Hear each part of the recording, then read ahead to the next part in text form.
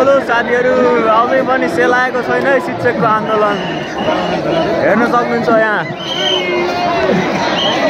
झनभन्दा झन भिड। अस्तिको भन्दा लगभग बढी नै भिड छ। यस्तो भिड हुँदासम्म होइन, यस्तो काठमाडौँ उपत्यकाको टाइम सेड्युल नै अस्तव्यस्त गराइदिएको छ यो भिडहरूले होइन, यो जमातले। यति गर्दा पनि अब सरकारले सम्बोधन गरेन भने के गर्ने होइन। हेर्न सक्नुहुन्छ धर्ना बसेको काठमाडौँ केन्द्रित शिक्षक आन्दोलनहरू, यस्तो कुराहरू भइरहेको छ होइन। हेर्न सक्नुहुन्छ मान्छेको भिड यहाँ। सबैजना यो पुरै शिक्षकहरू हुनुहुन्छ, नेपालको शिक्षकहरू।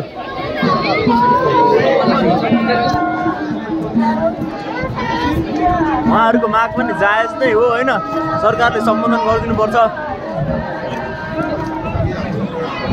बाफ्रे, पाइला टेक्ने ठाउँ छैन होइन। म चाहिँ यही बाटोमा पर्छ कि मेरो फेरि।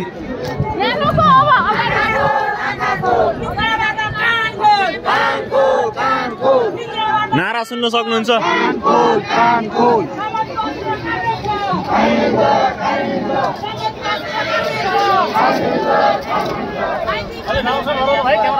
हुन्छ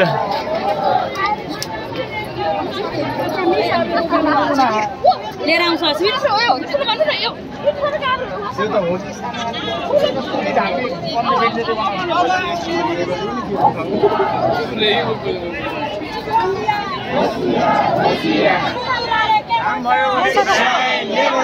सुदूरले के भन्छ? सुदूरबाट आइयो। हेर्न सक्नुहुन्छ साथीहरू, सुदूरपश्चिमको शिक्षक सर म्याडमहरू यहाँ यसरी सुदूरले के भन्छ, शिक्षा ऐन दे भन्छ भन्दै हुनुहुन्छ होइन। यस्तै गरी हरेक नेपालको 7औं प्रदेशबाट 7वटै प्रदेशबाट आउनु भएको छ शिक्षकहरू। उहाँहरूलाई हार्दिक सम्मान छ होइन। आफ्नो अधिकारको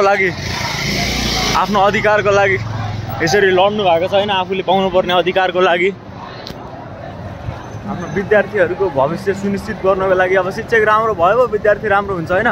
शिक्षकले राम्रोसँग पढाउन पाएको, शिक्षकले राम्रो तलब पाए, शिक्षकले राम्रो सेवा सुविधा पाएदेखि बल्ल देशको भविष्य सप्रिन्छ होइन, देशको भविष्य सुदृढ हुन्छ, देशको भविष्य सुदृढ हातमा जान्छ। हेर्न सक्नुहुन्छ यसरी शिक्षकहरू यसरी आउनु भएको छ। यो भनेको एकदमै घातक कुरा हो होइन, नेपालको लागि, नेपालको भविष्यको लागि घातक कुरा हो। यसरी केही कुरा पाउनको लागि आन्दोलन नै गर्नुपर्छ भन्ने मानसिकता सबै मान्छेको दिमागमा परिसकेको छ अहिले। बल्ल यहाँबाट बाटो खाली भयो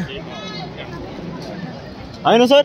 होइन, यो आन्दोलनले के भन्नु, यहाँ त ठोक नगरिकन हुँदैन। यस्तो आन्दोलनलाई कसले सरकारले जे कुराको लागि पनि आन्दोलनै चाहिने जस्तो भइसकेको छ कि नन् त।